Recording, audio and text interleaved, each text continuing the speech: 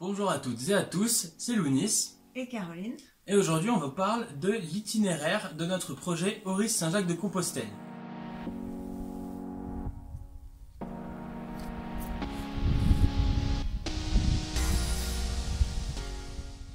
Alors, l'itinéraire, il est composé de 4 sections. Alors pour la première section, il va falloir qu'on rejoigne un chemin de Saint-Jacques existant. Pour ça, on part de chez nous à Oris et on traverse la chaîne de Beldonne et le massif de Chartreuse pour rejoindre le chemin qui vient de Genève aux Abrais en Orisère. Alors à partir des Abrais, on est sur une des voies, ce qui s'appelle la Via Gebenensis, une voie qui arrive de Genève et qui relie le Puy-en-Velay. Donc la deuxième section, ce sera les Abrais, le Puy-en-Velay. Et puis au Puy, ben là, gros départ pour les pèlerinages. On va suivre la Via Podiensis, tout simplement, jusqu'à Saint-Jean-Pied-de-Port. Donc à partir de Saint-Jean-Pied-de-Port, on suivra le Camino Frances qui relie Saint-Jean-Pied-de-Port à Saint-Jacques-de-Compostelle. Alors on va partir d'Oris, et même très exactement du hameau des Grands Châtains.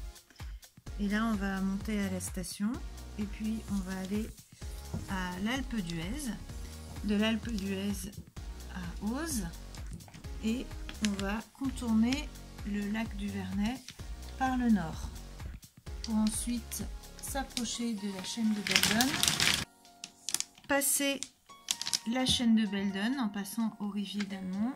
Voilà, là on passe la chaîne et ensuite de l'autre côté, on descend dans la vallée du Grésivaudan en passant par Prabert. On passe par Laval, Brignoux, Crolles et l'étape suivante, c'est le massif de la Chartreuse qu'il va falloir aussi traverser pour rejoindre les Abrais en Orisère. Donc là on passe par Saint-Pierre-de-Chartreuse, la Ruchère et on redescend côté Nord-Isère en passant par Saint-Pierre-d'Entremont, Saint-Jean-d'Avelane pour finalement arriver aux Abrais. Alors, une fois qu'on arrive aux Abrais, on est déjà sur un des chemins de Compostelle, c'est la Via Gebenensis qui arrive de Genève et qui va jusqu'au Puy-en-Velay. Donc en fait, quand on est aux Abrais, on va passer par la Côte Saint-André, Bourg-Argental, Yssingeaux. Et à partir d'Yssingeaux, on s'autorise quand même un petit crochet jusqu'à Retournac parce que c'est une ville qu'on aime beaucoup et qui nous tient à cœur. Et pour ensuite, donc Retournac, excusez-moi pour la petite aparté, qui est situé sur un autre chemin qui relie le Puy-en-Velay et qui lui passe par Saint-Étienne. Donc on s'autorise un crochet sur un autre chemin de Compostelle pour ensuite redescendre au Puy-en-Velay.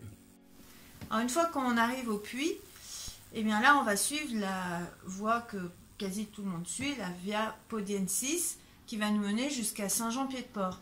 On va passer par Nasbinals, par Cajarc, par Cahors, par Montréal, par Ostaba, pour arriver à Saint-Jean-Pied-de-Port. Alors sur cette section, il y a plein de variantes possibles. Pour l'instant, on a tracé un itinéraire, mais il est susceptible de varier. On peut finalement prendre une autre variante que ce qu'on a prévu, suivant les rencontres, les recommandations, etc. Alors, à partir de Saint-Jean-Pied-de-Port, on va traverser les Pyrénées pour arriver à Roncevaux, qui est quand même un gros point de pèlerins.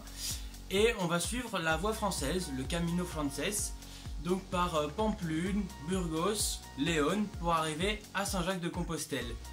Et peut-être qu'à la fin, on ira jusqu'au Cap Finistère, faire une petite baignade dans la mer. C'est l'itinéraire. Après, il n'y a aucune date de prévu. On nous demande souvent quand est-ce que vous allez passer ici, quand est-ce que vous allez passer là. En fait, on n'en sait rien du tout. On sait juste qu'on va partir dans les premiers jours d'août. Et ensuite, le projet, c'est vraiment d'avancer à son rythme. Moi, je suis quand même bien fatiguée. J'ai pas du tout envie de griller mes forces dès le départ. J'ai eu une année hyper chargée, j'ai écrit plusieurs livres, j'ai donné plein de stages, il s'est passé plein de choses. Donc l'idée, c'est vraiment de s'écouter, d'avancer à son rythme et de vivre ce qu'on a à vivre petit à petit tout au long du chemin.